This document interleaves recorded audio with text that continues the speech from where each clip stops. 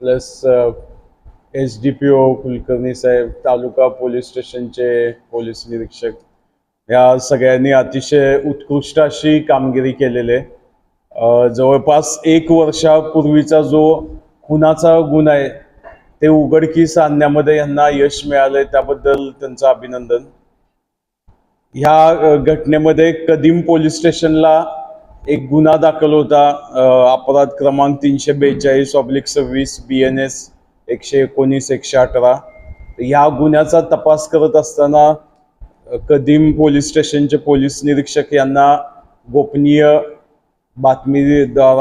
बातमीदाराद्वारे माहिती मिळाली की ह्या गुन्ह्यातील आरोपी जो होता अविनाश वाघमारे, राहणार माळीपुरा, जालना, याने सप्टेंबर 2025 साली त्याचाच एक मित्र आहे जवळचा, ऋषिकेश पवार, योगेशनगर, जालना, याचा गळा दाबून खून केलेला होता आणि त्याची जी डेड बॉडी आहे ती दुधना नदीमध्ये टाकलेली होती। तर ही जो ऋषिकेश पवार आहे याच्याबाबत जी मिसिंग आहे ती 22/9/2025 तालुका पोलीस स्टेशनच्या हद्दीमध्ये रजिस्टर होती।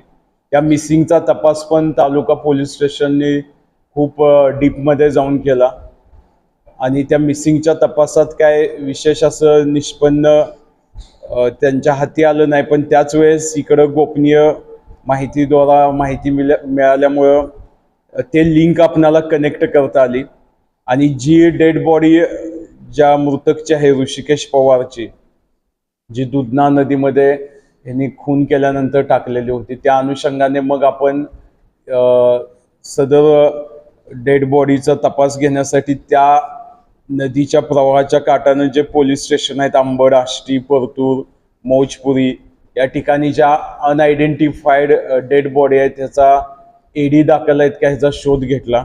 त्यामध्ये अंबडला आपणाला तशीच एक साधर्म्य असणारी बॉडी मिळाली अनआयडेंटिफाय। त्याचा आपण त्या बॉडीचा जो DNA ऑलरेडी पाठवलेला होता त्याची तुलना करण्यासाठी मृतकच्या आईचा DNA आपण घेतला आणि तो FSL ला पाठवला आणि विशेष म्हणजे FSL-नं 24 तासामध्ये आपणाला तो रिपोर्ट दिला आणि तो मॅच झाला। म्हणजे ती डेड बॉडी त्याच मुलाची होती, मिसिंग झालेल्या आणि ज्याचा खून केलेला आहे हे प्रूव्ह झालं।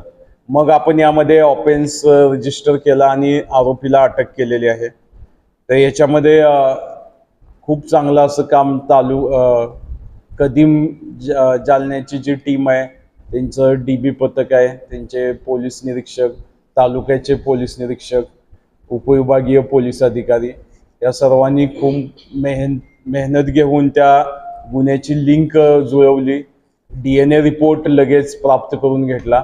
त्यामुळे आपल्याला सायंटिफिक एव्हिडन्स मिळाल्यामुळे ह्या गुन्ह्याचा तपास करण्यासाठी एक चांगली दिशा मिळाली आहे आणि अशा प्रकारे आपण हा गुन्हा उघडकीस आणला। यामध्ये आमचे जिल्हा पोलीस अधीक्षक तेगबीर सिंग संधू सरांनी सुद्धा खूप चांगलं मार्गदर्शन केलं, त्यामुळे हे शक्य झालं। तर ही टीम जी आहे